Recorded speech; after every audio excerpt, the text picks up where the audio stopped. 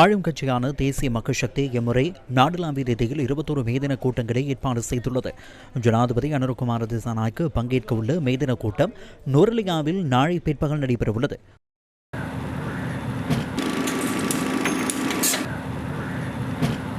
மற்றொரு மேதின கூட்டம் மகரகம தேசிய இளைஞர் சேவைகள் மன்ற வளாகத்திற்கு முன்பாக நடைபெறவுள்ளது.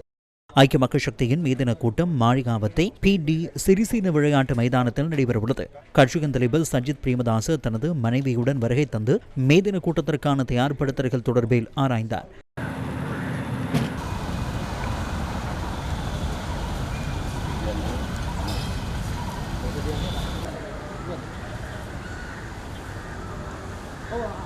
ஸ்ரீலங்கா சுதந்திர கட்சியின் மேதின கூட்டம் பொரலி கேம்பல் மைதானத்தில் நடைபெறவுள்ளது.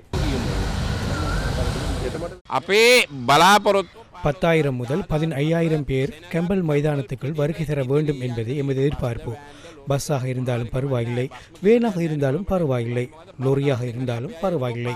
பஸ் மாத்திரமே வேண்டும் என்ற அவசியம் எமக்கு இல்லை. எவ்வாறாவது கொழும்புக்கு வருகை தர முடியும் அல்லவா? எமது மக்கள் மாற்று வண்டியிலாவது வருகை தருவார்கள்.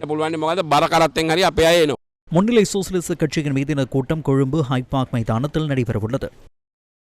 இலங்கை தமிழரசு கட்சி 3 மேதின கூட்டங்களை வடக்கு கிழக்கு மாகாணங்களில் ஏற்பாடு செய்துள்ளது. வடமாகாணத்துக்கான மேதின கூட்டம் மாங்குளத்திலும், கிழக்கு மாகாணத்துக்கான மேதின கூட்டங்கள் திருகோணமலை மற்றும் மட்டக்கிழப்பிலும் நடைபெறவுள்ளதாக கட்சியின் பொதுச் செயலாளர் ஜனாதிபதி சட்டத்தரணி MA சுமந்திரன் தெரிவித்தார். ஜனநாயக தமிழ் தேசிய கூட்டணியின் மேதின கூட்டம் நாளை மாலை 4 மணிக்கு யாழ்ப்பாணத்தில் நடைபெறவுள்ளதாக பாராளுமன்ற உறுப்பினர் செல்வம் அடைக்கலநாதன் தெரிவித்தார்.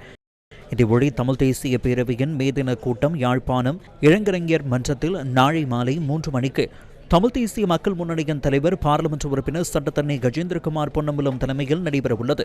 மேதின கூட்டத்திற்கு முன்னதாக சட்டநாதர் ஆலயத்திற்கு அருகிலிருந்து மேதின பேரணி ஆரம்பிக்கப்பட உள்ளதாகவும் தமிழ் தேசிய மக்கள் முன்னணி அறிவித்துள்ளது.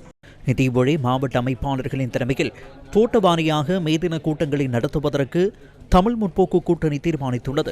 தமிழ் முற்போக்கு கூட்டணியின் தலைவர் மற்றும் பிரதி தலைவர்கள் தோட்டவாரியாக நடைபெறும் மேதின கூட்டங்களில் கலந்து கொள்ள உள்ளதாக கட்சியின் தலைவர் மனோ கணேசன் தெரிவித்தார்.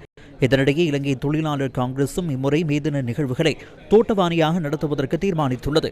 நாட்டில் ஏற்பட்டுள்ள எரிபொருள் தட்டுப்பாடு மற்றும் பொருளாதார சுமையை கருத்தில் கொண்டு இந்த தீர்மானம் எடுக்கப்பட்டதாக இலங்கை தொழிலாளர் காங்கிரஸ் விடுத்துள்ள அறிக்கையில் குறிப்பிடப்பட்டுள்ளது. ஆனால் இன்று இந்த ஒரு மேதின கூட்டத்தை கூட ஒன்று சேர்த்து ஒன்றிணைந்து எதிர்கட்சிகளாக செயற்படுவதற்கு அவர்களால் முடியாமல் சென்றிருக்கிறது.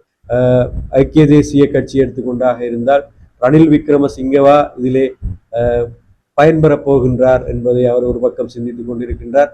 இன்னொரு பக்கம் ஐக்கிய மக்கள் சக்தியின் தலைவராக இருக்கின்ற சஜித் பிரேமதாஸ் அவர்கள் அவரா இதிலே போட்டி பெற்றுக்கொள்ளப் போகின்றார் அல்லது மக்கள் பலத்தை சேர்க்கப் போகின்றார் என்பதை தங்களுக்குள்ளே ஒரு இடித்துக் கொள்ளுகின்ற அல்லது போட்டி போட்டுகின்ற ஒரு நிலைமையைத்தான் இருக்கின்றார்களே தவிர மக்களை பற்றி சிந்திக்கின்ற ஒரு எதிர்கட்சிகளாக எதிர்த்தரப்பினராக அவர்கள் எப்போதுமே இருக்கவில்லை என்பது இதன் மூலமாக புலமாகின்றது.